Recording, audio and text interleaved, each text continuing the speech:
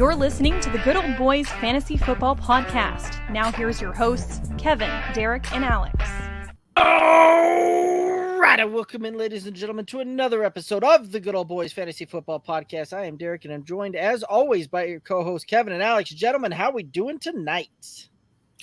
Doing good. Preseason is officially wrapped up. We are in the final weekend of heavy draft season. So, any last-second drafts, our home league's one of them, right? But questions, feel free to shoot them our way. But I'm super excited, man. Wrapping up draft season and into the grind, right? The regular season grind. Yeah, I got to participate in like an actual, like not a mock, my work league this past weekend. Okay, I'll sell myself out here. I had told my wife, hey, I got this draft coming up on Sunday, just so you know. I need, a little bit of time in the afternoon to do this draft. She's like, okay, yeah, sure. So we go shopping, do our Sunday stuff. And then I get back home. I start doing a few things around the apartment. And then I sit down and she looks at me and she goes, didn't you have that draft? I was like, yeah. 30 minutes ago it started. So I got to look on what Auto Draft did for me. Auto Draft didn't do me too dirty, which was kind of nice. But, realistically, I made, every pick from 7th on. I think there's 13 or 14 spots total. So I made 7 or 8 picks. But realistically, like where you earn your keep, right? The first 5 or 6 picks, pretty simple. Where you separate yourself, right, is those bench players, those depth plays, the ones that allow you to plug in a guy or when one of your top guys go out that you're not, completely reliant upon that. So I feel like I did okay in terms of some of my depth plays. I did get a little heavy-handed on the Denver Broncos. For no reason other than I saw them win 41-0 the other night against maybe the LA Rams. I don't know. But what did bum me out was that the auto pick did put Justin Fields on my roster, and I wasn't too thrilled about that one. Might have been your best pick. Well, it just limits me in what I could do because I was like, oh, I could take Anthony Richardson later, and it's like, no, I don't want 2 of the same guy. And then I thought, oh, I'll take Kirk Cousins because I think that's a really good, we've said that on this show. Like if you're going to have kind of a gamble quarterback, it's nice to have a floor, a good safe floor quarterback. And Kirk Cousins is a good safe floor quarterback. But the damn guy that both of them have a bye week in week 13.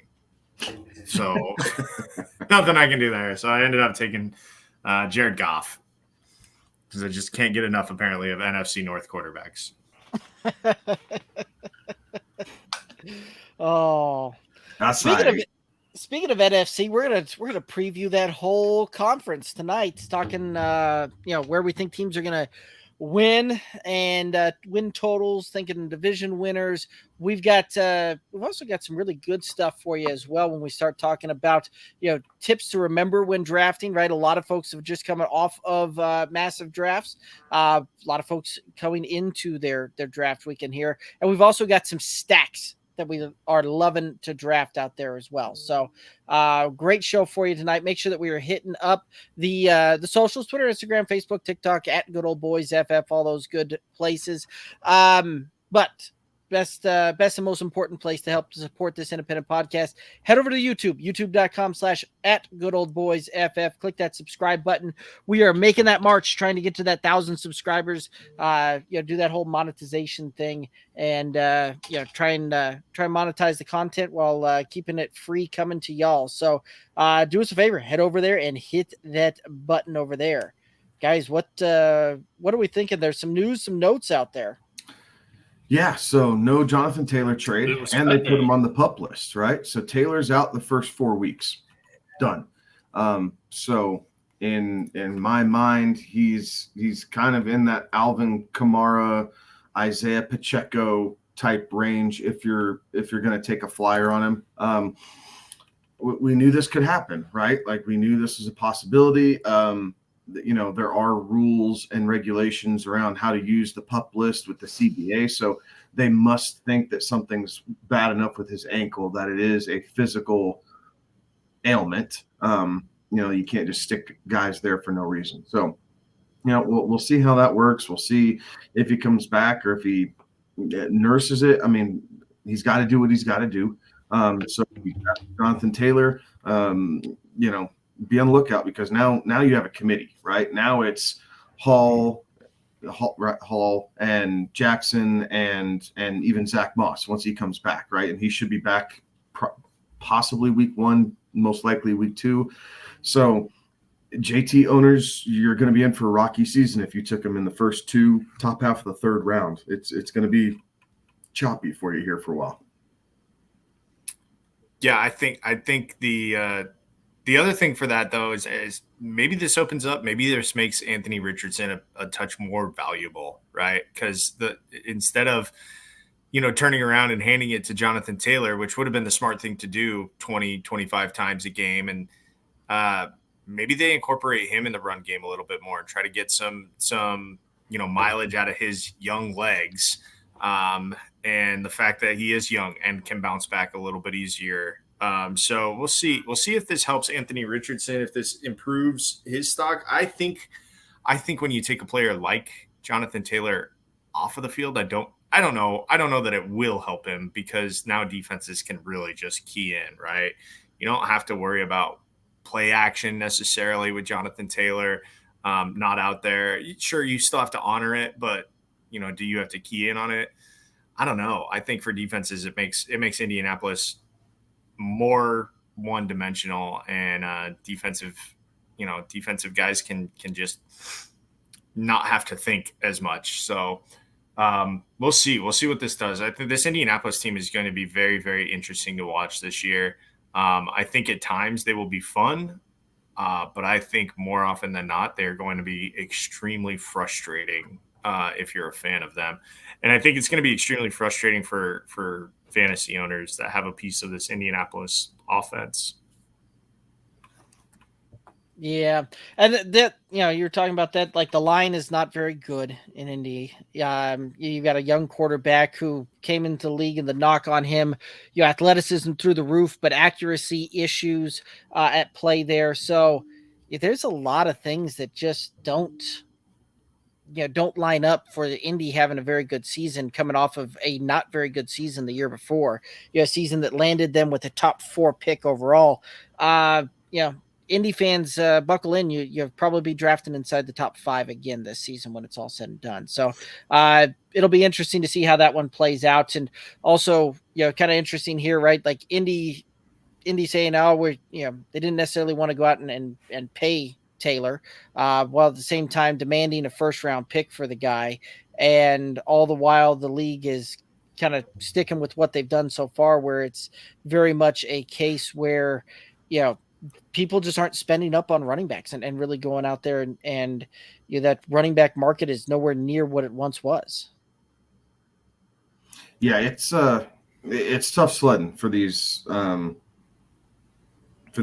backs right now. So I hope things are able to kind of turn around for them here a little bit. They deserve to get a better compensation than where they're at. But the NFL is kind of putting the kibosh on them, right? Run them ragged for 3 years and then, 4 years, whatever that is, franchise tag them, and then boom. I mean, the see you later.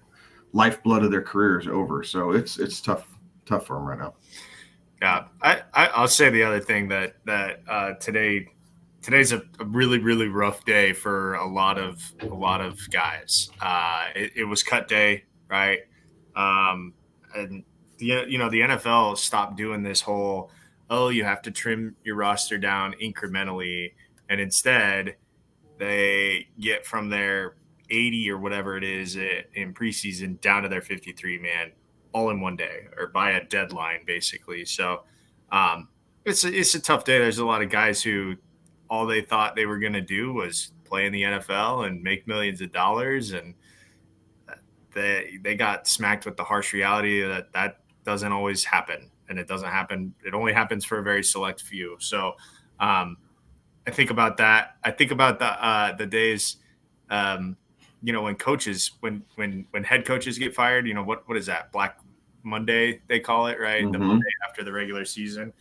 And it's not just, the head coach that gets fired, but it's the staff and the guys that, people that you never heard of in the facility and everything, that they don't know what they're going to do. So it's a tough day for a lot of people. I hope that, the guys that do get cut have a fallback and land on their feet. But it is also interesting to see, like, did some of these teams, what did some of these teams think? I think about Denver and what this preseason did for Jaleel, what's his last name? Say it for me. The running back, who was lighting it up. And I think because of his 2 or 3, 2 impressive games that he had, he made the roster. And I don't know that Denver needed to keep 4 or 5 running backs on the 53 man, but they did. Special teams is a like powerful incentive to be able to keep you on a roster. Albert O is gone, right? Albert O, they cut Albert O today. Traded. He got traded right before he got released. But yeah, they were set, like the news came out that he was set to be released, and then Philly goes, send him our way. We'll send him your. We don't want to fight through waivers. Go ahead and send him to us. Right. But like that changes some things, right? There's a lot of people who had Albert O stashed on dynasty rosters because they thought, he's going to figure it out in Denver. He's going to figure it out in Denver. Well, now he's on a second team. So we'll see what happens. But yeah, there's definitely just stories like that I think about a lot. And not everybody that we're talking about is making millions of dollars. I mean, they're doing okay if they're getting an NFL game check or even an NFL practice squad paycheck. But it's still it's a harsh business. Absolutely. Well, gentlemen, speaking of harsh realities, there's going to be some records that are probably going to be harsh realities for both teams and the fan bases out there. Shall we start going through it? Let's do it. All right. So we're going to start breaking down the NFC, and we're going to start over in the East. And basically, we're going through here and just kind of pulling the consensus Vegas odds here, Vegas win totals on this one. And we're going to go through there, and we're going to call out our shots here on over-unders, and we're going to call out our shots on who we think is going to be the division winner there as well. So for the NFC East, we'll start with the Eagles. The Eagles have the over-under 11.5 on the wins. What do you guys got here? Man. What? I think I took the under. I think I have them. Did I take the over? You got them 12-5. All right, take the over. See, it's. I like that line, right? Obviously, yeah. So I'm gonna take the over by a smidge. I'm also taking the over, but I think I'm more bullish. I think that they are able to, I think they're able to handle the division. I think they.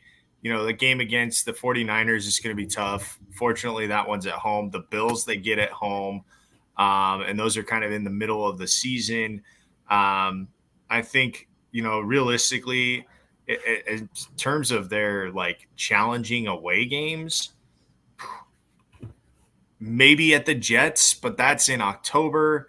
In terms of travel, they play the Rams in L.A., but they have a pretty favorable schedule where they get, their toughest tests are at home. So I've got the Eagles going 14-3 this year. So I'll take the over. I'm also going to go with the over, not quite as bullish as you. I'm going with the 13-4. I think that they will handle a whole lot of business this season, and I think we'll be set to see the Eagles fly again here. Let's go ahead and head on over to the Cowboys. Over-under line on that one is a 9.5. Thoughts on this one? I have the over on that one. This defense is better than a lot of people continue to give them credit for. Yes, you have a new offensive coordinator in, but the skill position talent cannot be ignored. The offensive line is healthy for the moment, so I think the Cowboys get the over here on this one. Alex, what do you got? I also got them with the over. I think they're going to go 11-6. Again, really, really favorable. They have a little bit more of a challenging schedule, back-to-back weeks out in California, at the 49ers, at the Chargers.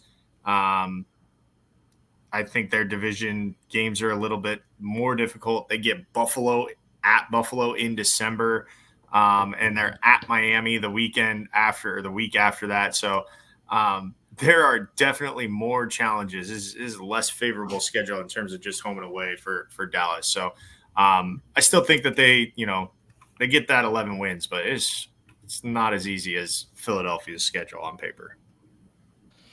Very true. I'm going to go with the over as well. I think that, that kind of 11-6, 12-5 mark seems pretty spot on there. And that's kind of where I'm seeing them play out there as well. So, they're going to have some tough tests when it's all said and done. But I think that they'll pull it out there, and who knows, they went out there where they were big spenders in the QB market this, right here in the tail end of preseason, acquiring your guy Trey Lance there. So, alrighty, let's go ahead and head on over to the Giants. Over under on this one, 7.5. I'm gonna take the over for the Giants. I think they're just a smidge better than that. I do think they fall back down from grace here a little bit. They kind of outkicked their coverage getting into the playoffs last year, but again, I think the defense is stout. I think the offense, with Saquon there, and as long as Saquon's healthy, I think the offense still flows well. Darren Waller is going to be a good addition as long as he stays healthy as well. So it should give Daniel Jones some more reliant options than what he's had last year. And then you have the abundance of slot receivers outside of those two guys, but we'll figure out which one of those guys emerges. But I do have them hitting the over on this mark. It's so really strange. I have them over as well. I have them finishing 10-7. But their schedule is really strange because it's kind of streaky, where they play, a home, 2 away games, a home, 2 away games, 2 homes, 3 aways, 2 homes, 2 aways. Like there's really not like a balance in terms of home and away for the Giants here. So I think if they get on a roll, that easily they get to 10-7. Some of the tougher games that they have, they've got back-to-back weeks at Miami, at Buffalo. Fortunately, those are in October, so weather shouldn't be too much of an issue there up in Buffalo. They get the Packers at home in December, which could be a heck of a lot colder in Green Bay than in New York. So that's, I think, a nice break for them. And then they don't have the Eagles until the last 3 games. They play them twice in the last 3 games. So I think they can build some confidence and get some wins before they get brought back down to earth there right towards the end of the season. I'm going to take the under on this one. I think that they outkicked their coverage by a long shot last year. And you're right when you say they've got kind of a weird schedule, kind of a streaky schedule there where you have Dallas, then Arizona, San Francisco, Seattle, Miami, Buffalo. Like there's probably one game on paper that I see them winning in that stretch there, and that's the Arizona game. And then you've got Las Vegas kind of sandwiched in between the Jets and Dallas. Like this is one of those that you're going to have. Like I think they're going to have some of this kind of just choppy waters going through there, and it's just going to be hard for them to get on a roll here. So I'm going to take the under and feel pretty good on that one there. Let's go ahead and head on over to the Commanders. Over under on this one was 6.5. Under. Yeah, same. I think they're going to struggle this year, right? I mean, the defense didn't get better, in my opinion, in the offseason. Sam Howell, while I think he has some kind of gamer gunslinger type mentality to him, I think this team in general is going to struggle to keep pace for most of the year. I see them losing what might be one possession games, but nevertheless, I think they're going to be on the losing end of those games this year. Yeah, I think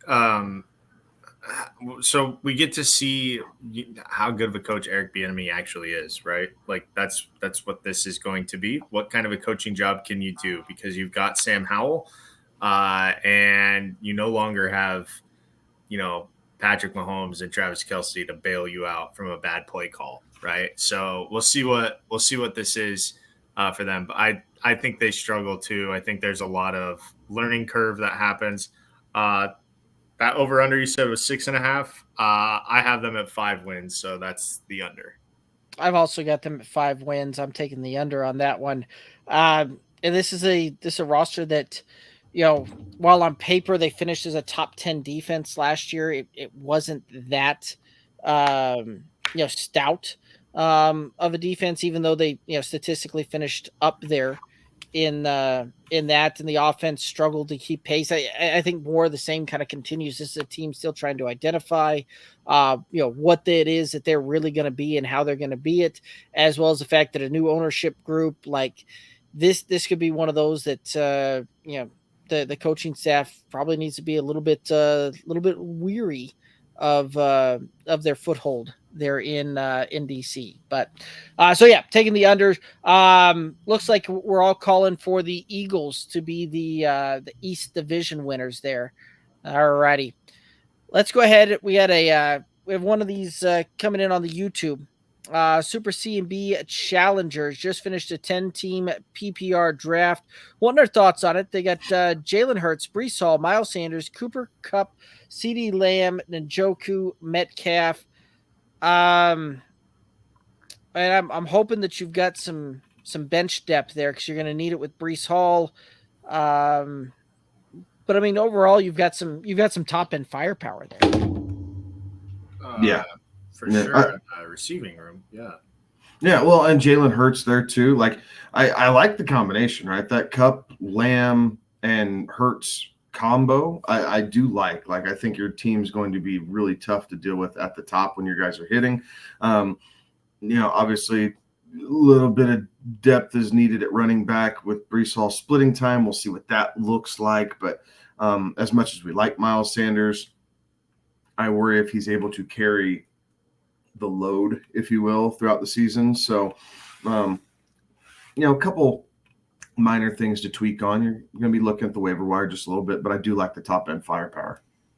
Yeah, definitely some help at running back. That's an area to address, but you got to feel comfortable with Hurts, Kupp, and Lamb.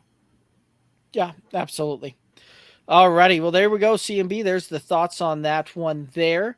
All right, let's go ahead and head on into the NFC North. And we'll go ahead and start off with the Packers. The over-under on this one's 7.5. Thoughts on the old Packers here? I have the Packers going over here. I think they're going to be better than teams expect. I think Jordan Love is going to be better than he's getting credit for.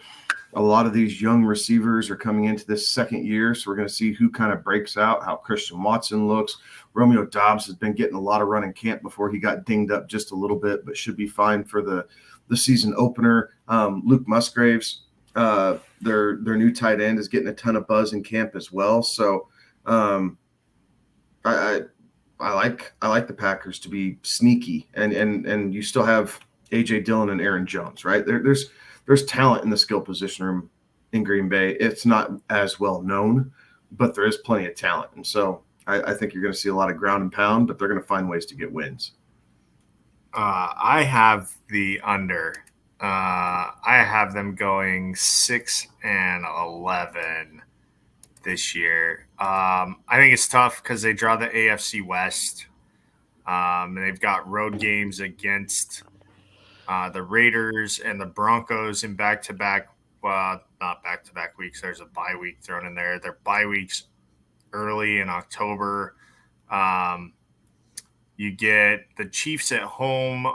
That's a Sunday night game, but it's going to be a pretty rough one. I think this is going to be a rough go of things as Jordan Love kind of comes into his own. I don't think long-term that the Packers need to be concerned, but I do think they're going to take some lumps this year with Jordan Love figuring out how to be a QB1 in the NFL.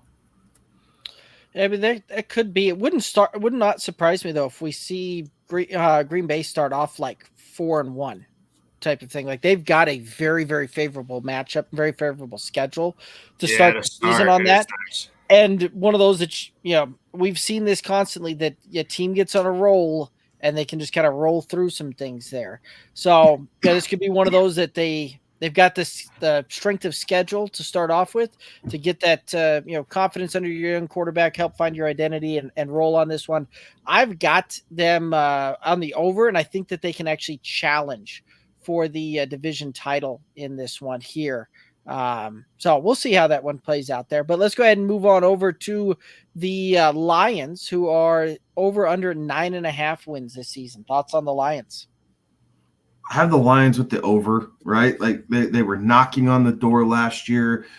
They're kind of this year's darling, right? Like everybody's really liking the Lions and what they put together. They have probably the best offensive line in football. I think the Eagles might argue with that just a little bit, but I do think it's kind of between the two teams there.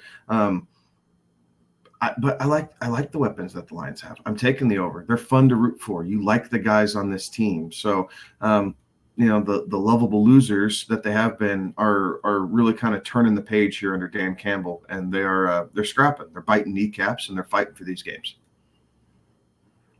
I have the over as well, but just by a game. I have them going 8 and 9. Again, drawing the AFC West. That's difficult. They go to Tampa and to Baltimore in back-to-back weeks. I think that's a pretty tough stretch for them.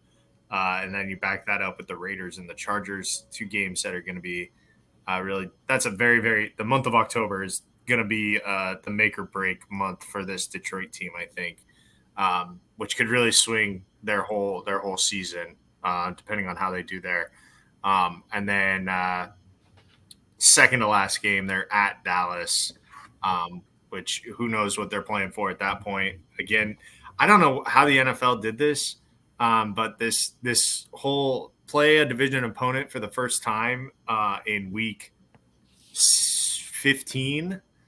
And then you play them for the first time in week 16, and then you don't play them in week 17, but then you play them again in week 18, which is very, very fun. That you don't get to see somebody for the first, 8/10 of the season, and then you see them twice there. I personally don't like it. Like I feel like I want some of these division games up front and really kind of put the pressure. I would agree with that. Pressure on some of these teams to separate themselves right away. Yeah, I would like to see where you play, all of your divisional opponents in the first third of the season, and then don't play them again until the final third. I would like to see it that way, but that's not how they do it. Just so you know, right? Like it would make that second set of games that much more interesting. Yeah. Yeah. Lions, I got them going on the over there as well. I think that they are really going to come together. This is going to be a team that they made a lot of moves on defense, so we'll see how that kind of gels and comes together. But that offensive unit is pretty darn good here, so should be good there. Let's go ahead and move on over to the Bears. Over under on this one was 7.5. I honestly don't remember where I had the Bears. Hold on, I misspoke on my last one. Because I have the Lions going 11-6. I am so sorry. I was looking at the Bears line when I was doing that. I have the Lions going 11-6. So that over under 9.5. I have them going way over, and I have them winning the division. There you go. Spoiler alert. Sorry. All right, Bears 7.5. Kevin, over. Go ahead. Right, 9 and 8. Like I think this team can do just enough. I worry about them a little bit defensively and how they're going to handle some close games, but I like the pieces. I like the fact that they drafted offensive line to try and help Justin Fields. I like the combination. It's not great for fantasy, but I like the players that they have in the backfield. DJ Moore is going to be a really good player for them, being that true X receiver. And Darnell Mooney, I think we'll see come back to life a little bit, playing opposite side of him, because he'll be able to get deep, right? Like, he's not going to be focused on so much. He'll have a little bit more off coverage, can do some different things, while DJ Moore kind of dominates from, 20 and in. Darnell Mooney, it wouldn't surprise me if he has top 3 in ADOT at the end of the season. Like, I just think Justin Fields is going to use him a lot on those deep shots. Yeah, I got the Bears going 8 and 9, so over. An improvement on last year's 3 and 14. As Justin Fields goes, so do the Bears, and I don't know how far he goes. Fair enough. I've got the Bears also on the over. I think I've got them about 9 and 8. I think that this is a squad that's gonna, kind of come together here and gel a little bit. And this is also one of those that I'm a believer that we're gonna see Justin Fields take that third-year leap when it comes to quarterback play. So I think we're gonna see him take that next step, next evolution there. So I've got the Bears on the over. Vikings, the over/under on this one was 8.5. Thoughts on the Vikings?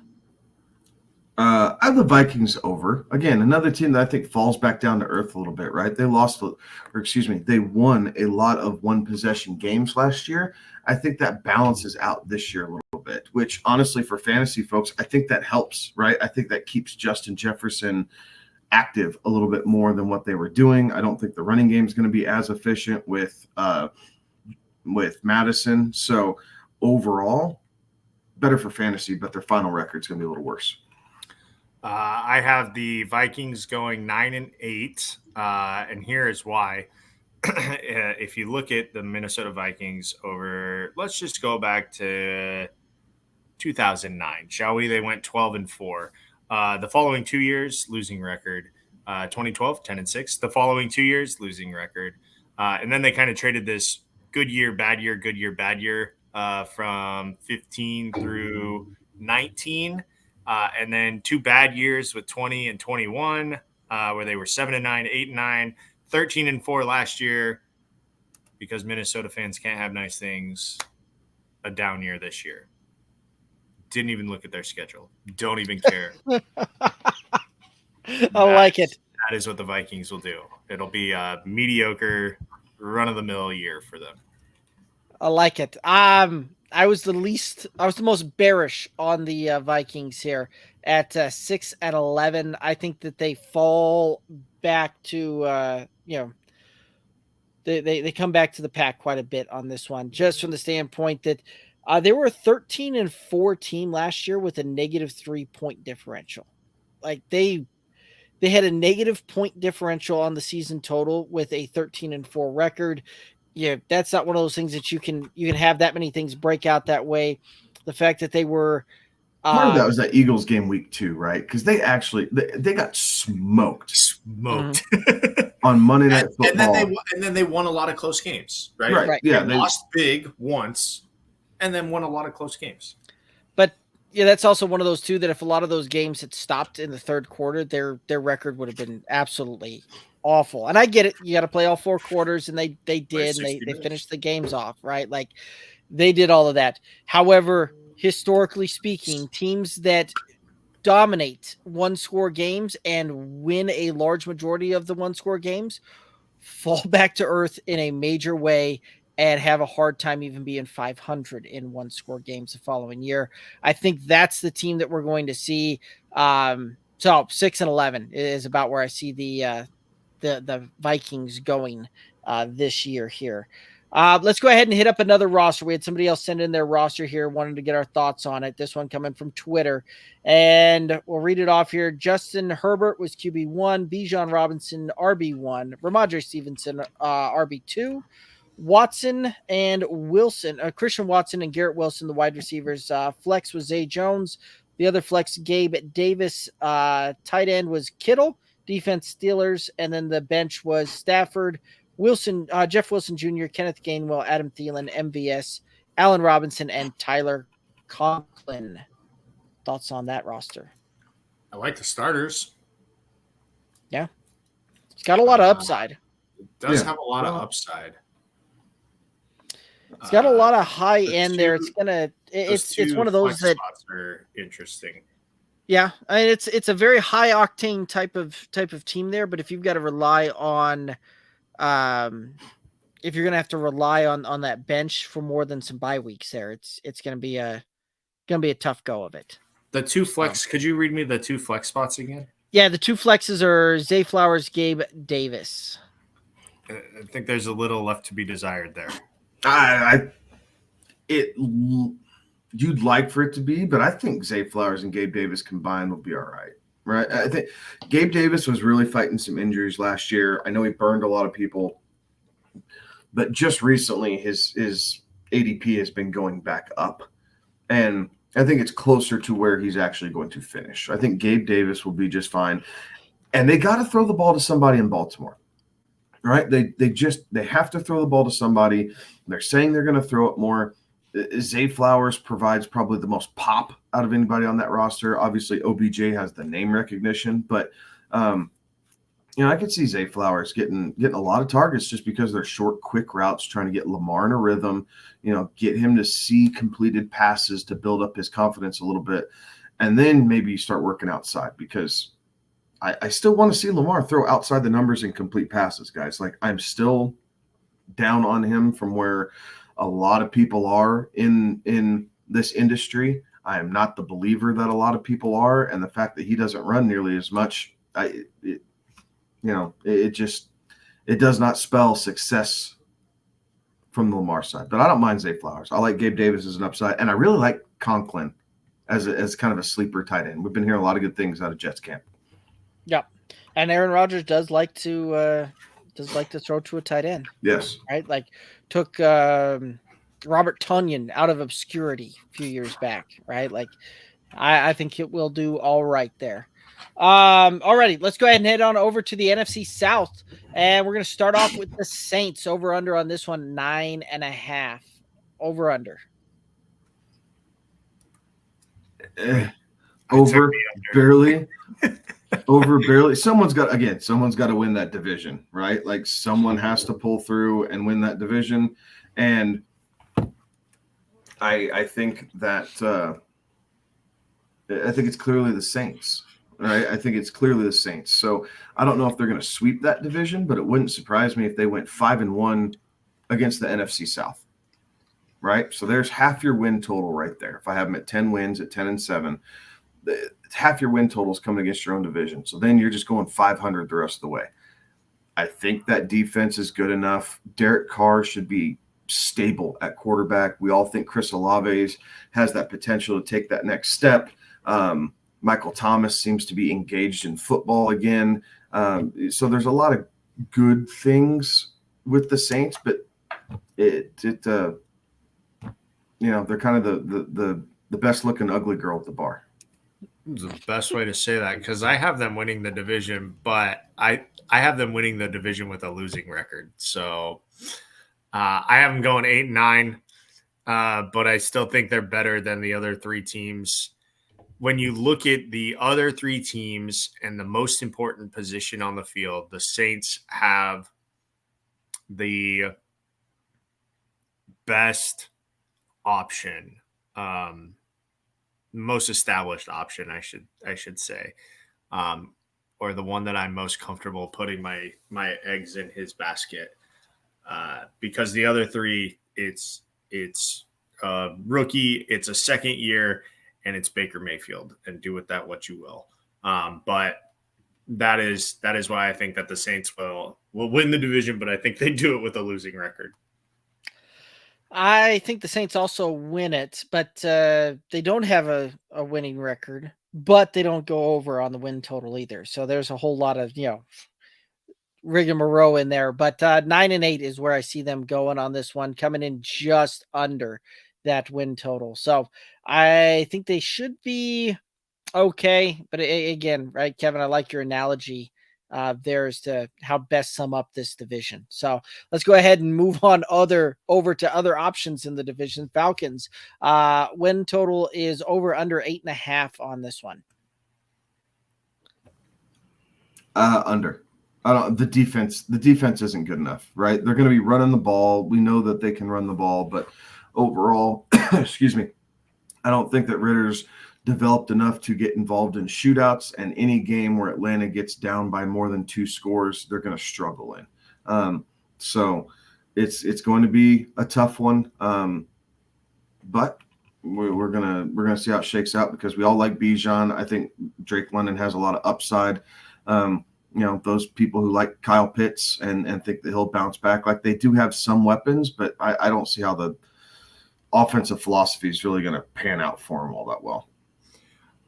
If I were to wager on any of these that we've talked about today, taking the Falcons under 8.5 is the one that I am the most confident on. I've got them going 5-12. I just don't see it. Again, their biggest issue is at quarterback, and that's a huge issue. We don't know exactly how Bijan Robinson slots into the NFL game. We don't know if Desmond Ridder has taken that next step in his second year. And you can have all the talent in the world to catch passes if you don't have anybody to throw it to him. Doesn't do you any good. Fair enough. I'm also taking the under on this one. Alex, same boat you are, 5-12 on this one, and that feels pretty accurate there. So I think it's going to be a tough road to hoe for them on that one there. Let's go ahead and move on over to the Buccaneers. Win total on this one over under 6.5. Thoughts on this one? I'm taking the under.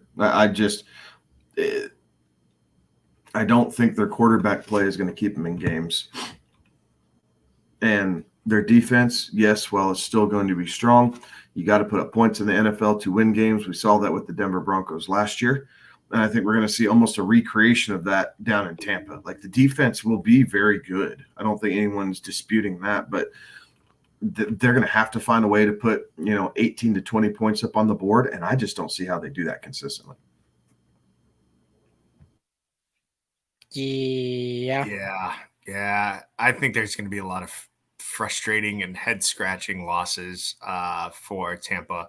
There's going to be more than one game that got away from them. Like game that they should have won that they just something happened and it got away from them.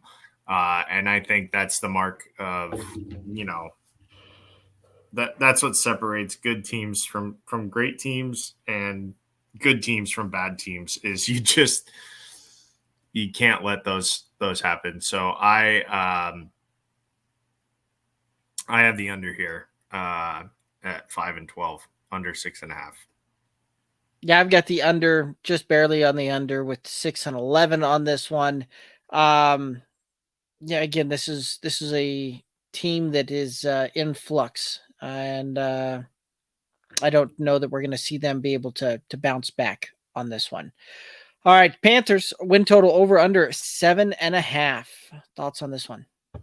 Under. I don't see how Vegas is getting a 7.5 with this team. There's still a lot of work to be done. I get they like CJ Stroud. The defense was decent last year. I think this is another team that kind of outkicked their coverage a little bit last year. It's going to be learning curves with a young rookie quarterback, and that is okay. But nevertheless, they're going to be full of challenges, and I'm taking the under. As good as you feel about the Falcons under, that's kind of how I feel about Carolina. It's like I don't see how they get to 7. I don't see how they get to 8 wins. Now, even playing in that division. Alex, thoughts on the Panthers? I think the 7.5 comes from the fact that they do play in the NFC South, and you'd have to think that you're gonna steal 3 wins, 4 wins that way, and so you got to just find 3 more somewhere else. But where are those 4 wins, right? I don't know. I know, that's what I'm looking at, and I'm like, you split with Tampa Bay and you split with Atlanta. Like, even if you sweep Atlanta, there's 3. Like, I don't see them beating the Rams. At Tennessee, home against the Colts, you get the Texans. So there's rookie quarterbacks out there. They just happen to be starting one of their own. So, and maybe the fact that you're going to play Houston and Indy. I mean, maybe you can. I think those are the 2.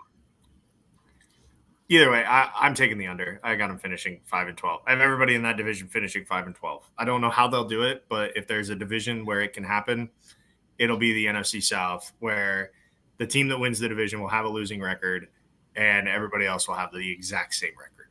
So very similar to last year. Yeah. Okay. Very similar to last year. Yeah. 8-9, and everybody went 7-10. Right. I've got the Panthers going under on this one. I see them about at that 5-12 type of mark there as well. Wouldn't surprise me if they go 4-13 and they've got another top pick going into this year's draft, which the Bears would be happy about. But regardless of all that, the only way I can see that them getting there is the fact that they had a decent defense last year. And maybe they're hoping that the defense can keep them in a game and they can steal a couple. But I'm kind of right there with you. I just don't see how the line got drawn at 7.5 on this one. So anyway, we'll go that route. Everybody's taking the Saints here as the division winner, unless I messed up my math here. But looks like they're the only ones with a winning record that we're calling there. So except for Alex, who's got them at 8-9. So. All right, another roster coming in here. Last year. Exactly. Just another roster coming in over on the Twitter. QB was Lawrence. Starting running backs, Bijan Robinson, James Cook. Starting wide receivers, CeeDee Lamb, Devonta Smith, Chiggy at the tight end, Calvin Ridley at the flex, the Jets defense, and Zerline as the kicker. Looks like the bench is Dobbins, Monty, Treylon Burks, Sky Moore, Elijah Moore, Jamison Williams, Ryan Tannehill. The only thing I can think of is that they were drafting in like an 8-person league. They said it was a 12-person league, which makes that even a little bit more impressive in my mind. But I think that they pretty well killed this draft. Yeah, I thought they navigated it, right? Like Chiggy, you're probably going to be playing waiver wire tight end, right, with Chiggy. I would be looking to see if Gerald Everett is out there and invest in some Gerald Everett because he is a guy who I think is going to go bonkers this year, who in most 12-team leagues, teams aren't loading up on tight end. So most leagues, he's out there to start the season. Other than that, I think you're going to like how this roster performs. I like how it's set up. I really like your wide receiver room. Obviously, Bijan. I'm a fan of James Cook this year. So I think it has a lot of upside, a lot of potential, and I think it should perform well for you. Absolutely. All right, let's go ahead and head over to the NFC West, and we're going to start with the Rams. Over under on this one, 6.5. Do you guys remember, was it last year where I said that all 4 NFC West teams were going to make the playoffs? Yes, you did. It was either last year or the year before. I remember where I was sitting when I made that bold statement. And I was close. They got decimated with injuries. Yeah, the problem was that this team forgot how to play football after they won the Super Bowl because they sold out for it. And they got their trophy, but damn are they paying for it. And I think they're still paying for it. Go ahead, Kevin. I have the Rams. I have the Rams going 8-9. So I'm going to take the over. I think that they are going to bounce back a little bit. Matt Stafford and Cooper Kupp being healthy are a big part of that. I think the offensive line having a year together. Last year is kind of a rebuilding year after they lost a couple pieces, especially was it Jason Wentworth, their left tackle. So they're a little bit more cohesive, if you will. We saw some good things out of Cam Akers there at the end of the season. So I think they're going to surprise some people. Yes, it's a tough division, but they always seem to play this division tough, right? Even when they were bad last year, they still give Seattle and San Francisco fits, and we'll get to the Cardinals, but I don't think they're going to be worth a pound of sand here this season. So I like them to hit the over. I have the over by half a game. So the Rams going 7-10. Again, it's they got a pretty tough draw. NFC East is the other NFC East, and the AFC North. It's pretty rough. That's pretty rough. You're playing some pretty decent defenses this year. I just think it's going to be another tough year for them. But there will be some bright spots, and I think they cobble together 7 wins. Yeah, I've got the under. This is a team that again, like as you said, they kind of sold out there. I think they're still looking to try and come together again to put together a really decent roster there. But I think this is not the year that they do it. I think they go probably 6-11, 5-12. So I've got the under on this one here. Let's go ahead and head over to the Seahawks. Over under set at 8.5. Thoughts on this one? I'm taking the over. I think Pete Carroll's got his kind of groove back, right? This defense was better than anticipated last year. They made some strides as the season went on. You have new weapons for Geno after he played possibly a career year last year. We'll see, right? Depending on how he comes back. But he has more weapons now, right? They brought in JSN. They brought in Zach Charbonnet to help out with Kenneth Walker. The offensive line is decent. They invested in that a couple years ago, large part thanks to the Russell Wilson trade. But they're good young offensive line cornerstones. So I think the Seahawks will contend for the division title, but I do think they come up a bit short, and I have them hitting the over on their win total. I have them hitting the over, but again by half a game, finishing 9-8. I've got them coming in just under at 8-9 on this one. Again, I think this is one of those that they're going to have lots of kind of close games to this one. So could it? Yeah, this is one of those that this is probably the line that I'm feeling the least good about on everything that we've gone through tonight so far is the Seahawks here, because that 8-9 win just feels very Seattle this year. So I'm going to go under, but not feeling super great about that one. Let's go with the Niners. Line set at 10.5. I feel like they smoked this over. Like, I feel like it's not super easy, but the way this team is built, how this defense functions, the way Brock Purdy played last year within the offense, right? He did not play outside of himself, but the way he played within the offense, found the open guy. Yes, they lost Mike McGlinchey to Denver, so there's a hole there on the offensive line. We're trying to see how they handle there on the right side.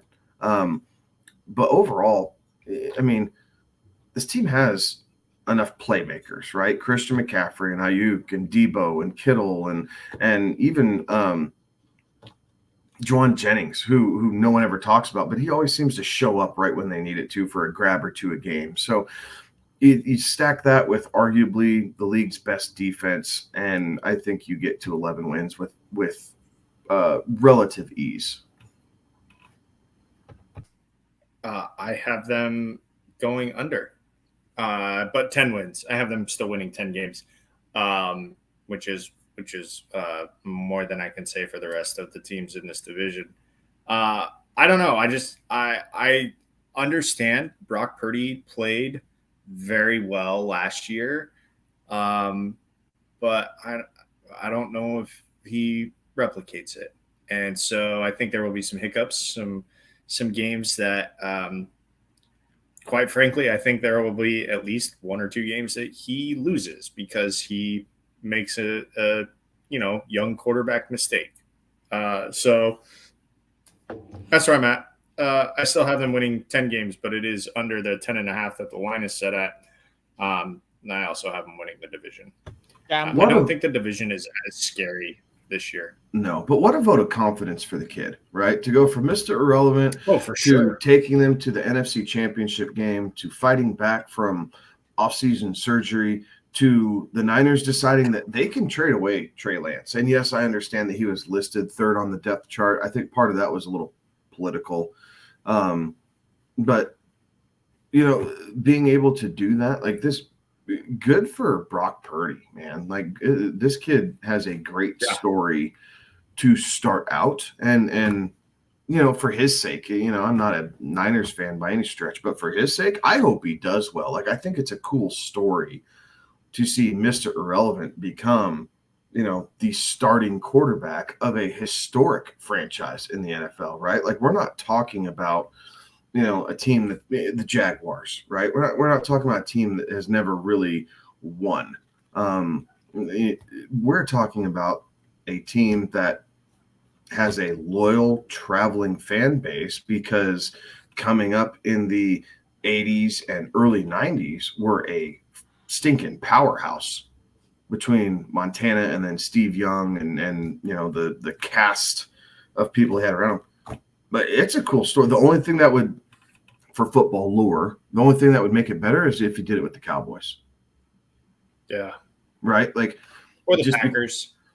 I don't even know if you count it with the Packers, because they've had so many great quarterbacks, like, and they all like it's just another guy coming in there, their starter.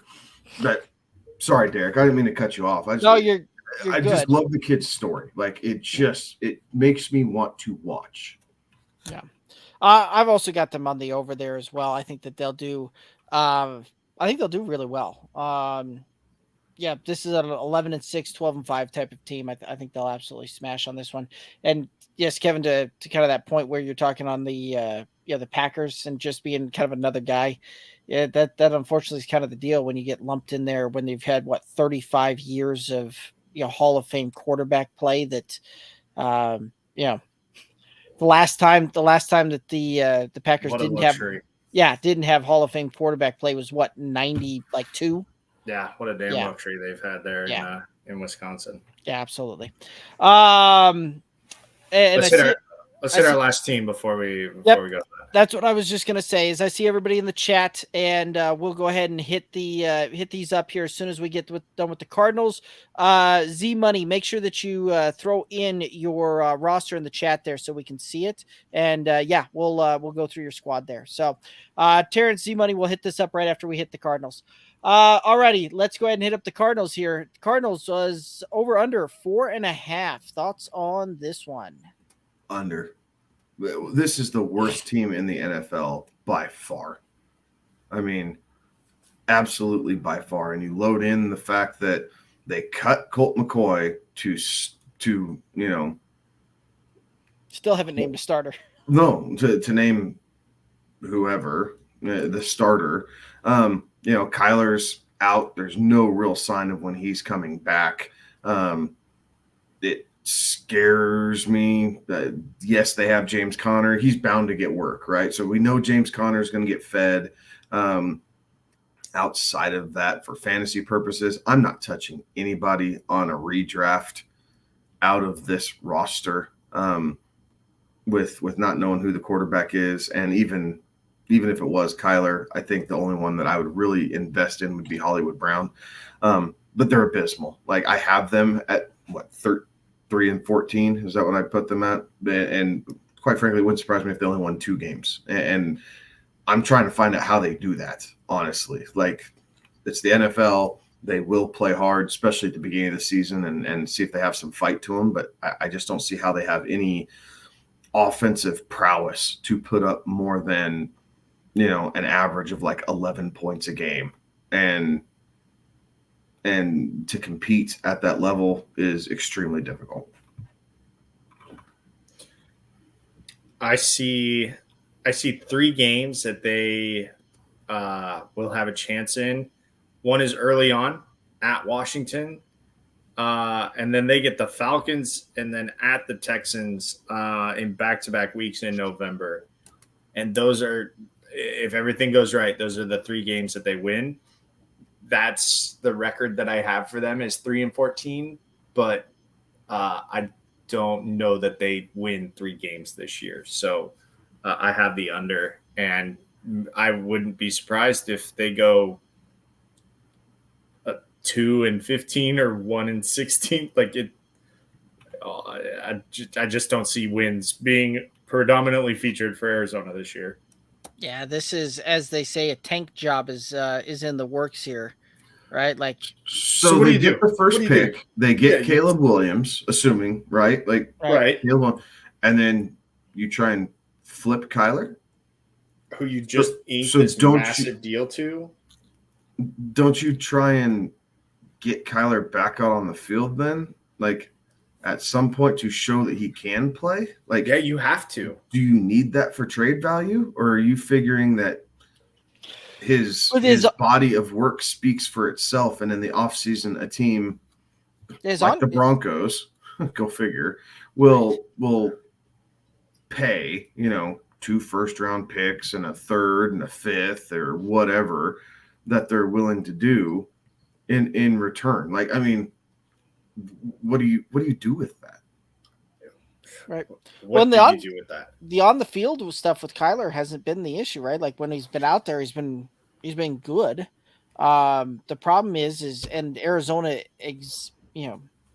highlighted that in their contract negotiations by putting in, film study and putting in things that are just part of the job. And you highlight that to the point where everybody that looked at that had the eyebrow raise and massive question marks around that. And essentially you downgraded, that there as well. Not only that, right? Like you went out and you traded for Marquise Brown there as well. Like, what does that look like? Cause Kyler's his guy. So that's a whole team that's kind of in flux, but it very much kind of got going. The tank job was in when you give away Isaiah Simmons for kind of peanuts. You cut Colt McCoy there. Like, we want to talk about historic tank jobs where the NFL got involved in these anti-tanking measures and all that kind of stuff. This is one that certainly should be looked at here. And I'm just trying to run through NFL rosters to see who's gonna be looking for him. Washington, okay. Denver, possibly. It's not, they have all these teams with these rookie quarterbacks, right? So it's not Houston, it's not Indianapolis. Tampa Bay, maybe. Possibly Tampa Bay, right? That would be another one. Honestly, that'd probably be the best fit for Kyler naturally. You go down there and you still have 2 really good wide receivers, but the Buccaneers are so strapped on their salary cap. I don't know how they make that work. Like, it's just, and it's money, right? You move money around and you do all that. But I mean, the Vikings, I guess possibly the Vikings, right? Because they haven't officially extended Kirk Cousins yet, unless I missed something. No, and they could move off of Kirk here pretty soon. So possibly the Vikings, like outside of, I just don't see where he goes. The Falcons, maybe, because they're going to be bad too. So at least you have a top 5 pick. So the Falcons would be interesting. So it's just, there's not a lot of homes, right? There's only 32 of these jobs. They're all coveted. And for the most part, these teams they like their quarterback, right? We named a couple who maybe are on the fence a little bit, but for the most part, there's a lot of good young talent in the NFL at quarterback. That is one position that we are not necessarily deprived. I got another one too. The Patriots? The Lions. Yeah, maybe. I mean, Goff fits what they want to do there. I don't think I agree. I think Goff's going to be good enough this year that they're not going to be able to. Yeah. I'm hoping so. I mean, the Lions missing the playoffs last year was not Jared Goff's fault. It was the fact that the defense was a sieve and couldn't stop anybody. And every game was a shootout. But Goff held up his end of the deal. Right. And this is one of those two that the Cardinals also have Houston's pick next year as well. Houston's going to be bad. So this could be one of those that you see Arizona with 2 top 5 picks on this thing. And would it surprise you if they go the Caleb Williams and try and go Marvin Harrison Jr. and try and build off of that? But even then, like there's just too many other holes that you still got to fill in. So yeah. Anyway, I feel bad for Cardinals fans. It's going to be a rough year for them. Yep. They're used to it. That doesn't make it any better. All right. We do have a couple of any other thoughts here on this one. We've all got the Niners winning the division, but any other thoughts here on the NFC West? No, pretty straightforward. Obviously, we'll hit up the AFC next week. You guys can see what our thoughts are on those 4 divisions, but this is straightforward. Yep. I think the NFC West is just not as formidable as I viewed it the last couple of years. There's winnable games out there. I think the NFC as a whole right now is just a weaker conference, right? You are very top loaded. Yeah. With Niners, Eagles, possibly Cowboys if they could ever get out of their own way. Right. And then what? The South and the North teams. Tough. Yeah. Yeah, you have these up and coming kinda... teams, but nothing that's solidified. Like you have 3 solidified teams, and outside of that, it's a crapshoot. Absolutely. All right. Speaking of teams, let's go ahead and hit up some rosters submitted in here. So Terrence got his in first. We're going to hit up Terrence. We'll go through T monies after that, or Z monies after that. Terrence just finished the 12-team PPR draft. Trevor Lawrence, Breece Hall, Najee Harris, Kupp, Garrett Wilson, Tyler Higbee, Amari Cooper, the Ravens D, and Carlson as the kicker. Bench Herbert, Pickens, Addison, Quentin Johnston, Tank Bigsby, Derek Carr, Elijah Mitchell. Says he's not sure if he's starting Herbert or Hall week 1. You're probably going to be starting Herbert because, Hall, we still got to see him rock and roll here. I think they're going to slow roll him throughout that. But that's beside the point here. Thoughts on the roster there? I love this roster, really, overall. Yeah, right? I'm a big Najee guy this year. Mm-hmm. Your wide receivers with Kupp and Wilson and even Amari Cooper are awesome. Like, love that. The Ravens, what a great way to start out the season, playing the Texans week 1, so you can count on that as a good start there. And obviously Trevor Lawrence is kind of one of those guys who we think is going to ascend and build upon last year. So I think you realized that you needed some help at running back, and I think you addressed that with the bench, right? Like you have Herbert there to help step in. We've heard decent things from Tank Bigsby, surprisingly enough. I really didn't think this guy was going to sniff an NFL field with what I saw from him out of Alabama. And Elijah Mitchell, the thing with Elijah Mitchell is you just have to be patient and let all 60 minutes of that game play out, right? Like, you may not love what you get for him in the first half, but come the fourth quarter, he does seem to just gash after the Niners offensive line leans on these guys. So, and he's 1 injury away from being the guy in a very run prominent offense. So I like this roster. I like Addison, assuming he's going to be the true number 2. There's mixed feelings about that, whether it's really KJ Osborne. Quentin Johnston is probably the one guy that I'm not in love with on this roster, right? Just personal opinion. I don't think that right now he's 4th on the depth chart, right? So he's only going to be in limited. So I think you're going to find someone else that you can kind of replace him with to get a little bit more snap share, use him as fill in as needed. But overall, I really like this roster, Terrence. I thought you did a really good job. Yeah. And Quentin Johnson, I know you're not the biggest fan of that. At wide receiver 6 on the roster there for you, I don't mind that shot. This is one of those that you could see him, going Addison, going Johnson, right? Like, you could see some things down the stretch in the back half there. I like that. The only one that I wasn't as big a fan on was the Breece Hall on this one. I just don't like them also signing Dalvin Cook there in New York. But look where you got it. Yeah, I would imagine that he had to have gotten him probably in the 4th or 5th round, just by the roster makeup here. And at that point, I'm okay shooting the shot on that one. Like, I don't have a problem taking him that late in there. Just from a roster construct standpoint, I probably would have gone a little bit different route than Breece Hall. I'm kind of out on him in general this season, but overall roster construction, I think you've got a roster that can compete, and you're going to have a lot of fun managing this roster. Any other points? Any other thoughts there, Alex?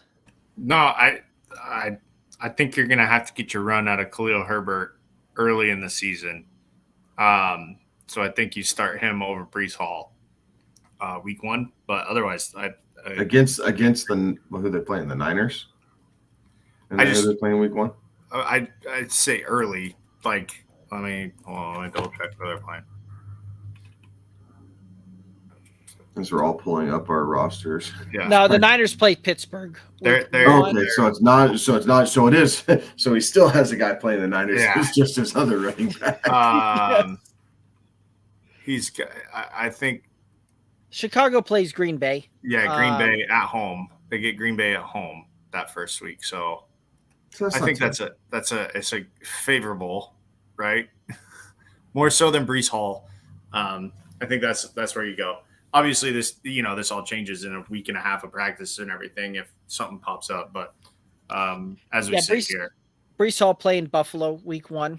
So yeah, just the fact that we've had kind of that limited run there. I want to see how this is going to break out here with the Jets, because I do think that we're going to see them lean on Dalvin early, let Breece Hall kind of roll back slow, and then we see Breece Hall down the stretch on this one here, and really kind of bringing home the back half of the season, where it kind of shakes out probably close to like a 55 to 45% ratio between Hall and Cook.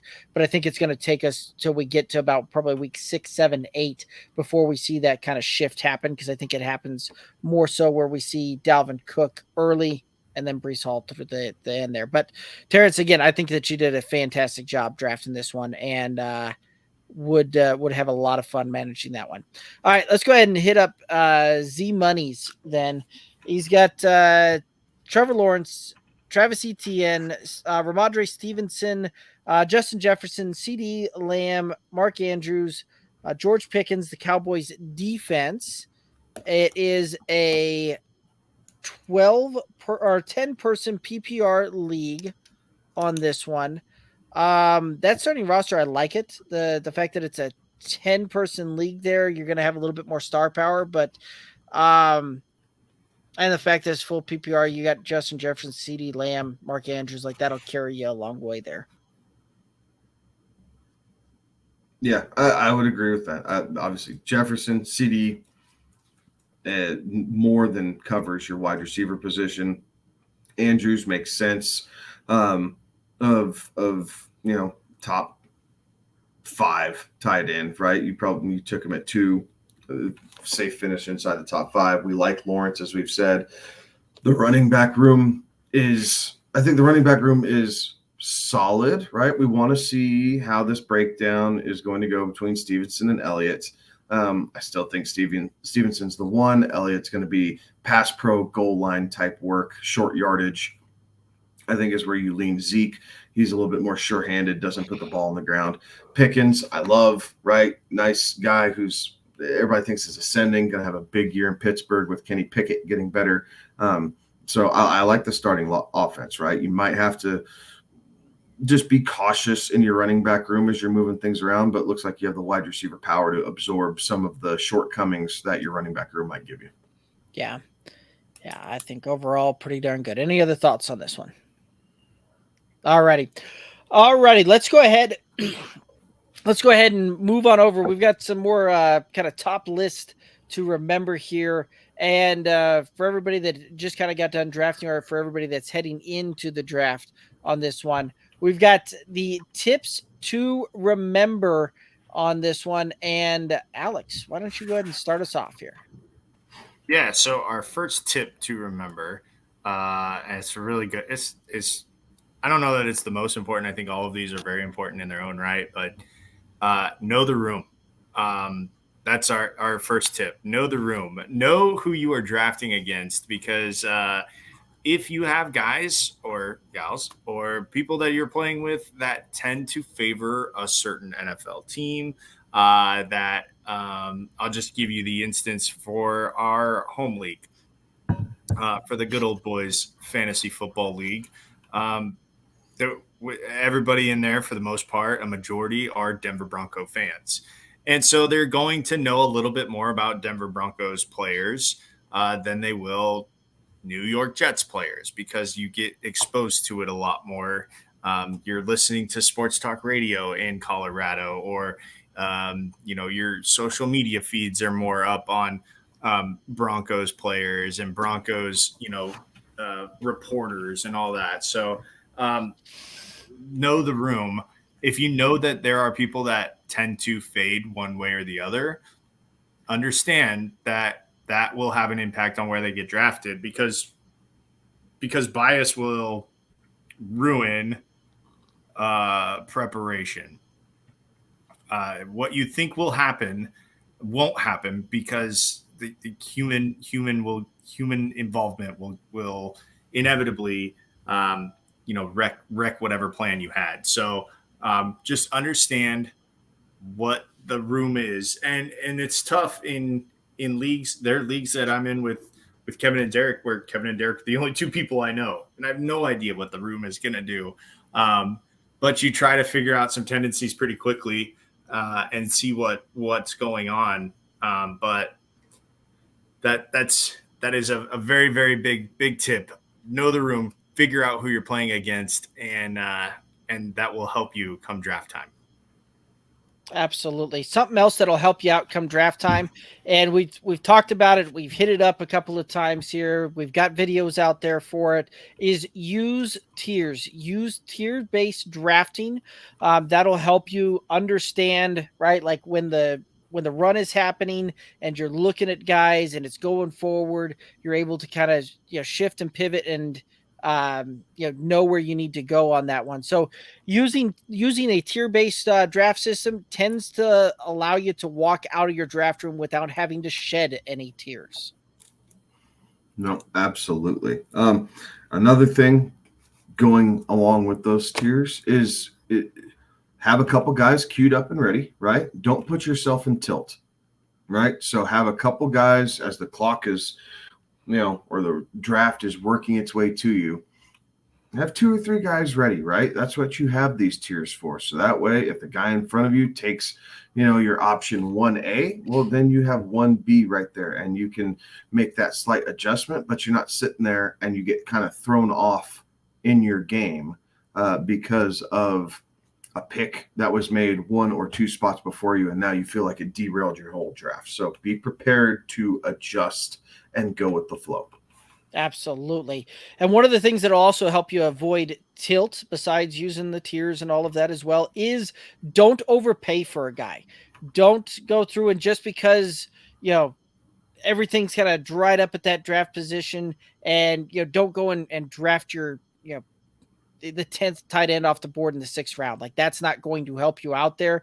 Let the draft board fall to you. Do not overpay for a guy just because you feel like you need a position or you got to get this guy and you take him 3 rounds early. Like, that is a very quick way to derail your draft as well. I'm going to say last, I'm going to add one in. Be on time. Be early even. Get there. Do not make yourself auto draft. Set a reminder on your phone. Make sure you're ready. I should have watched these top 5 tips before I have my work draft on Sunday. This is a good reminder. That's a good reminder, Kevin. Alex, I think we got one more there. Why don't you hit that one up? Don't the big thing going back to kind of Derek's point of don't overpay. Kickers, defense, and special teams, unless you're playing in a really wild kicker bonus league, don't draft them until the very end. You get 2 picks, you get 2 rounds at the very end. Use those 2 rounds to draft your defense and special teams and your kicker. Odds are you're streaming them anyways. Do not spend more than a second to last or a last round pick on those what will essentially be rental positions. I like it. So those are the top draft tips to remember there. And, by using some of that, that'll help you come draft day there. So maybe bookmark that one. Yeah. Flag it, all that kind of good stuff. Help prepare for drafts there. Terrence did have a question before we hit up the last segment here. And Terrence asking, should Deion Jackson be picked up off of waivers? No JT for the first 4 games. Absolutely. Deion Jackson should be picked up. He's a guy that have been throwing late round dart throws. Right before we start drafting defense, special teams, kickers, he's that guy that I've been throwing that dart at in those late rounds there. So I'm actually drafting Deion Jackson actively in several of my leagues right now. Yes, provided that you have a player that you're willing to drop, right? Because one thing to remember with the Colts is this is now running back by committee, right? You're going to see Zach Moss, you're going to see Deion Jackson, and you're going to see Evan Hall. Yeah. So I think you're going to see a bit of all 3 of them. So yes, you can pick up Deion Jackson. And really what you're hoping for is he goes off week 1, and then you can kind of try and flip him over to the JT owner if they weren't able to get there.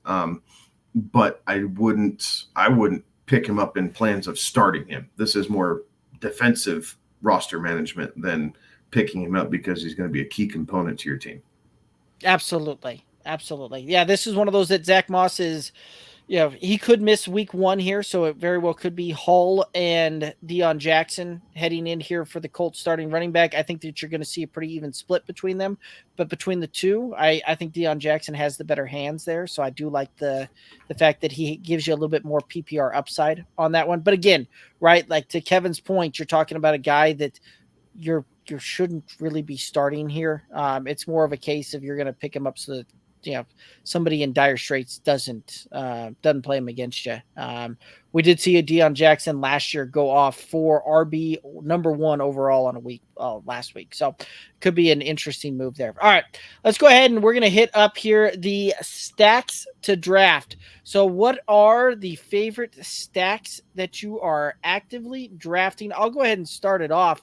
One of my favorite stacks to draft is the Jordan Love, Romeo Doubs combination here. Both of these guys you can get super late. Jordan Love that one in the super flex type of leagues there, picking him up as my second, even third QB in some of these leagues. He's got one of the easiest schedules. Quarterback to face off against, starts off with a very favorable schedule. Romeo Doubs, we've been over this one multiple times, but I think Romeo Doubs will end up leading the Packers in targets and receptions, and very well could lead them in yards when it's all said and done, and a guy that you can pick up in like the 12th round. Absolutely loving that one. I've got 2, and Kevin, I don't know if you wanted to take either one of these 2. Go ahead. I have a list, dude. Okay, cool. I love the stacks this year. I've got two, and one you can only do in a single quarterback, and that's Mahomes Kelsey. You're not going to be able to pull that one off if it's a super flex. Because both of those guys will be gone in the first round. But in a single quarterback league, you can get Kelsey in the first and potentially Mahomes in the second, maybe in the third.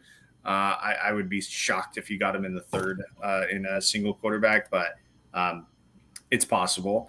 So that's a stack that you could very easily do. And obviously those 2 have been just insane over the last couple of years. This is pretty much automatic points week in and week out. You do not have to worry about, will I get points out of these 2? Like, no, you're going to get yours.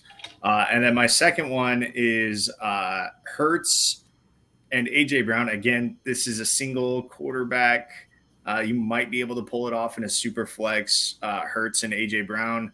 Again, maybe you can pull it off in a super flex. But the one you can for sure pull off in a super flex is Jalen Hurts and Devonta Smith. I think you can easily pull that one off in a super flex, and that is, I think, a great stack there.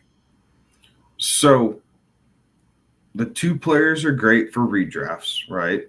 doing a bunch of best balls, that's kind of where I geared this, right? So if you're doing a unique best ball lineup, the Bengals, if you have the number 2 overall pick in your best ball draft, the Bengals are an amazing stack because you can get Chase, you can get Higgins, you can get Burrow, and then you can follow it up in the 4th, most cases, and get Joe Mixon. Like, you can absolutely take your first 4 picks, all from the same team, and completely separate yourself as far as it being a unique roster from anything else that league's going to offer. So the Bengals are kind of top on my priority list. The Cowboys offer that same type of situation, right? You can get CeeDee Lamb, then you follow it up with Tony Pollard. Then you can follow it up with Cooks and Dak, right? So you can do that with the Cowboys as well. And there's plenty, right? I mean, we can keep going through the list because this year it sets up well. Single quarterback league, like Alex was talking, Diggs, followed up with Josh Allen. Then you can get James Cook. And then right after that, you can get Gabe Davis, right? Like you can do a Buffalo stack that way. And I got some more, but I don't want to keep stealing Derek's. But No, you're good. I got a couple more here on this list. When you get done, if you don't touch them, I'll briefly hit it. Well, another one that you're talking about for a best ball type of deal. You could do the Tua, Tyreek, Jalen Waddle as well, right? Mm-hmm. Like that's another one that you can take Tyreek Hill, right? And like this is one of those that you don't even have to really like you don't really have to wait for the board to fall for it. You can force this one if you wanted it to, because you can take Tyreek in the first.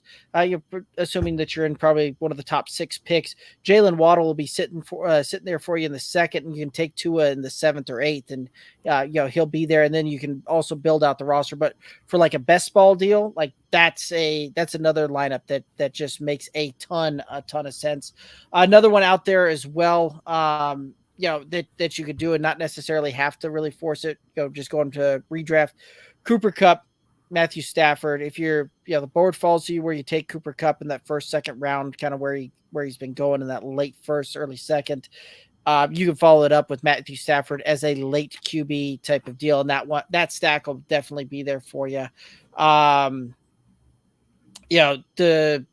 Detroit Amon-Ra and Jared Goff. You could also even get Monty in the mix there as well. There's a lot of really good stacks there. But Kevin, I'll just pass the baton back to you and let you keep rocking and rolling. Right on. So the 2 of those were ones I had on my list. So I absolutely agree. I think another one that's fun is the Chargers. Mm-hmm. You can go Eckler. You can go Keenan Allen or Herbert, depending on how the draft is set up. But you can get this done, right? Eckler, Herbert, Keenan Allen. Mike Williams is falling late, and then you can get Gerald Everett really late at tight end, right? So you can do a deep stack, right? A five-player stack of the Chargers if you think that this offense is going to be, a top-performing offense in the league, which makes your lineup unique in best ball formats. And then the last one I really had on here was the Seahawks, because you're able to do a Seahawks stack with DK and Kenneth Walker and Tyler Lockett and Geno Smith. So again, you're hitting all the high points of offense. So the way that the draft is breaking down this year, there are a bunch of available stacks, right? If that's what you're going for, especially in best ball leagues, and you're trying to differentiate your roster, you can absolutely do that. It's an ugly one, but it's one that we were doing a live draft, a quick draft here at the start of the show. And it's an ugly one, but you can easily do the Falcons stack, right? And you can grab Bijan and Pitts and London and Desmond Ridder. Like, it's not super pretty, but you were hitting absolutely every major focal point of that offense. So even if you do it without Desmond Ridder, getting Bijan and Kyle Pitts and Drake London, that's kind of a unique stack right there, right? They all have upside. We think Bijan is going to be obviously high-end upside at running back, but Drake London, you could see, top-end wide receiver 2 numbers out of Drake London possibly, and Kyle Pitts, the performance that we got out of Kyle Pitts last year was terrible. But if you look at how many passes thrown his way were off target, right? Off target passes. He led the league for tight ends and off target passes, but in target share, the only person he trailed was Mark Andrews. So they're going to force him the ball. And he had the highest ADOT for tight ends, right? So big play, tight end. I think we're going to continue to see more of that. We just hope he comes down with it. We need Ritter to be more accurate than what Marcus Mariota was. That's ultimately what we just need. Yes, absolutely. So, yeah, the bunches of them, right? I mean, you can do it with the Broncos, especially now that Judy's even with Judy beforehand, it was honestly easier. Judy, Javonte, Sutton, Russell. Like, you could absolutely pull that off with the Broncos. You could throw Greg Dulcich in there if you wanted to as well. And you can do one with the Jaguars also. You can do – did you say that, Alex? Did you say the Jags? No, you could do Etienne, Calvin Ridley, and Trevor Lawrence, right? So tons of them, right? It's how it falls. It's how you want to differentiate. But in best ball formats, this is really what helps separate your teams apart. And yes, you kind of live and die by it. But if you're in high stakes best ball type drafts, these stacks are what separate your teams. And this is a gold mine when you start trying to figure out how you're going to be better than the other 11 opponents in your league. Absolutely. Well, gentlemen, that's going to bring us down here to the final topic. We've got the home league drafting here on Sunday. Any thoughts we want to put out there on the home league draft? I'm looking forward to it, right? Got a couple slackers who need to finish voting on a couple things to decide last-minute rule changes that we had up there. But other than that, it's always a fun draft, right? Those who are out of state or out of town and not able to make it. I mean, we do Zoom calls and talk a bunch of trash and have a couple, adult beverages and it's a fun 2.5 hours that we get to get. It used to be a hell of a lot longer than that. Oh yeah, the first one, writing it on the whiteboard and everything else. Yeah, the first one was like a 5.5 hour, 6 hour ordeal. Like we've cut this thing down. I do miss though being who the hell did he just take? Who the hell did he just take? We did Craig. that. Oh that man, was Craig. Every time. I'll take this guy. Yeah, he went 5 picks ago, bud. Yeah, everybody passing around the same top 200 sheet before trying to mark them all off. Really get involved in your marking. You got to mark them off if you're holding the sheet. No, screw you. It's your problem now. Like. We've had a blast. This is what, year 17? Something like I think it might be in the 18. It has evolved. So it's been a lot of fun. Yes, we have evolved for sure, but it's always nice to get the band back together for at least a couple hours and give each other a hard time. Obviously, we'll recap what our teams look like.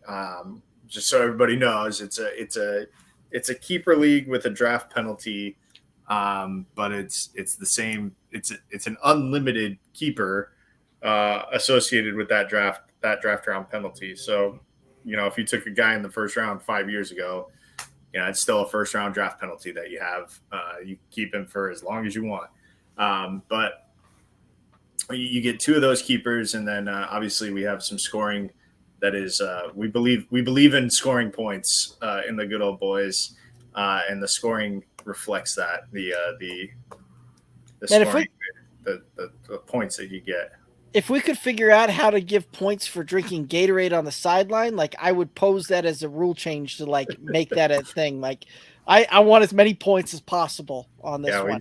So we have fun, and we'll recap our draft and we'll talk about it, and we'll give you guys a full report for next week's show. As we try to figure out who will reign supreme. How many championships do you have in this league, Kevin? 5 since the beginning. 5, I think. And Derek? I've got 2 and a whole lot of runner-ups. So combined, Kevin and I have 6 championships.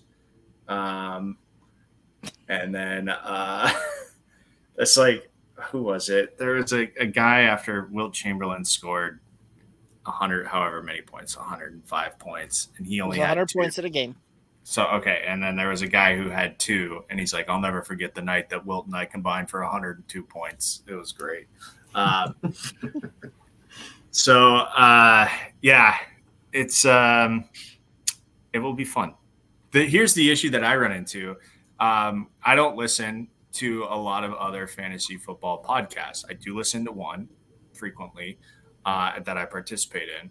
But the problem is, going back to one of those top 5 lists that we have, Know the Room, the problem is the information that I'm getting is being spewed by 2 people that are using it themselves. And so that makes it really difficult. Because it'll be like, oh, I really like this guy. And then inevitably, Derek or Kevin will snipe him, 3 picks before I wanted to take him. And it's like, you son of a gun. Did he just combine us into one person? I think he did. I did. I think I'm getting a little tired. I think it's time to go. Yeah, the snipage is real. You want to talk about a league that is easy to get put on tilt there. The home league is the league that the tilt can be real. It's brutal. And Derek and I are always drafting by each other. So yes. I don't understand how that works. Well, see, when you win a lot, you're towards the end of the draft. And Kevin and I are constantly playoff teams, and anyway, we're usually drafting right next to each other. And this year is no different. I think I've got the 8 and you've got the 9. Yeah. So yeah, it's I threw a fit and threw the 3rd place game last year because I lost. Fine, Keith, have it. I don't even care. Looks like I'm picking 3rd. I'm away from you guys. Thank God. You'll be all right. Yeah. Yep. So it'll be fun. I'm gonna have to figure out who my last keeper is gonna be. So that'll be fun. I think I'm the last holdout on a keeper, still yet to be decided. So. See, Saturday is the deadline. It locks 24 hours before. Don't forget that. Yeah. Well, I've been waiting to see how this one thing played out, and I've got it. I think I've got it figured out where I'm going. So, all righty, we'll report back. Absolutely. In fact, that's probably what a lot of next week will be, is us just talking about our own fantasy rosters in the home league. So, and we'll try and sprinkle in. Should be a thrilling week for everybody. Yeah. We'll just indulge us for the 1 week, okay? Yeah. Just for 1 week, indulge us. Right. Alrighty, guys. So that's gonna do it for us, and we're gonna call it a night there. Any final thoughts at all for the viewers and listeners? Big weekend coming up, right? It's largely the biggest draft weekend of the year. Obviously, holiday weekend. We got college football coming up. Lots of things to be excited about this weekend. So, questions, comments, hit us up. We appreciate everybody's support. You can find us at Good Old Boys FF, just about anywhere you consume content. So again, we appreciate it. And good luck. Yep. Hit that like, hit that subscribe button. And that's going to do it for us. He's Kevin. He's Alex. I'm Derek. Have a good one. Be safe. Toodaloos.